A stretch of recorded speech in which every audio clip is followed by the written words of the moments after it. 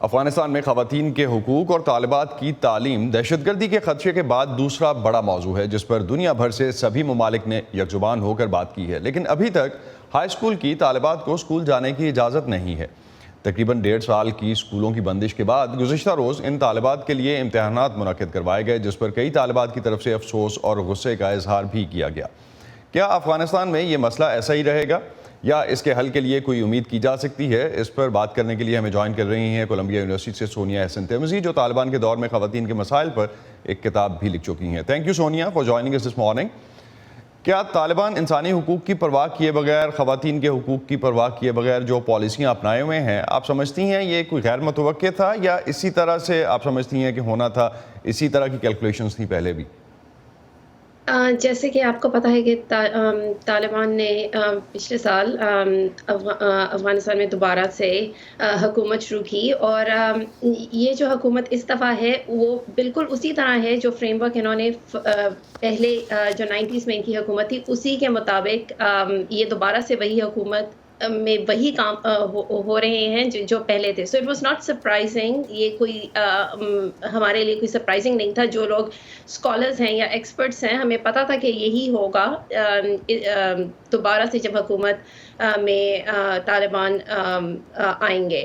اور سب سے پہلے کام جو انہوں نے کیا وہ یہی تھا کہ بچیوں کو اسکول جانے سے روک لیا گیا، جیسے کہ آپ نے اپنے انٹرو میں بھی کہا کہ 1.5 سال سے بچیاں اسکول نہیں جا سکی، اور اسی وجہ سے وہ غم اور غصے کا اظہار کر رہی ہیں، کیونکہ وہ ان کے پاس کوئی پریپریشن نہیں تھی، وہ اسکول نہیں جا سکتی تھیں۔ ایک دن پہلے ان کو بتایا گیا کہ وہ ایگزامینیشن کے لیے آ جائیں۔ So without preparation, without text books, ان کے پاس کوئی ٹیکسٹ بکس نہیں تھیں، ان کے پاس کوئی سلیبس نہیں تھا، ان کے پاس کوئی کسی قسم کے کوئی بھی ریسورسز نہیں تھے ان کو ایگزامینیشن میں آنے کے لیے کہا گیا۔ 14 سبجیکٹس تھے، ہر سبجیکٹ کے اندر 10 کویسچنز تھے، اور وداؤٹ اینی ٹیچرز آلسو۔ جیسے آپ کو پتہ ہے کہ جو ویمن ٹیچرز ہیں وہ بھی اسکول میں اب نہیں پڑھا سکتی۔ سو دیر واز نو وے کہ ان بچوں کو کسی قسم کی بھی کوئی تیاری بھی نہیں کر پائے یہ لوگ، کیونکہ اتنے عرصے سے اسکول نہیں گئے تھے۔ تو آپ کی نظر میں اس سارے مسئلے کا کوئی حل ہے جس پر افغان خواتین، طالبان، عالمی برادری سبھی متفق ہو سکیں اور سبھی کے لیے قابل قبول بھی ہو؟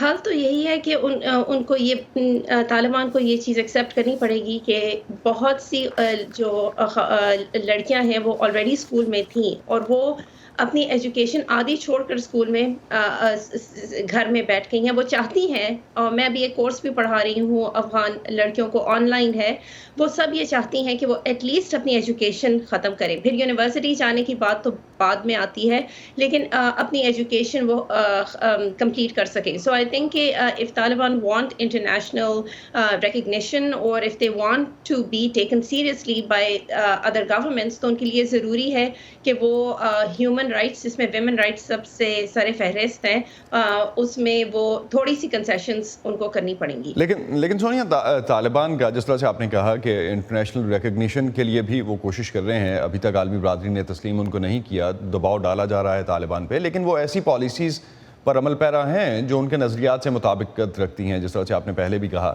تو کیا آپ سمجھتی ہیں کہ عالمی برادری کے پاس کوئی اور لیوریج بھی ہے جو ابھی تک استعمال نہیں کیا گیا؟ عالمی برادری کے پاس یہ لیوریج ہے کہ وہ اکنامکلی سینکشنز لگائیں، جو کہ لگا چکے ہیں۔ انفارچونیٹلی سینکشن سے ہوتا یہ ہے کہ حکومت نہیں بلکہ ہمیں یہ بات اچھی طرح پتہ ہے کہ عوام زیادہ افیکٹ ہوتی ہے۔ سو جو سینکشنز افغانستان پہ لگائی گئی ہیں اس کی وجہ سے عام لوگوں پر زیادہ اثر ہو رہا ہے۔ So that is not a strategy that has worked in the past.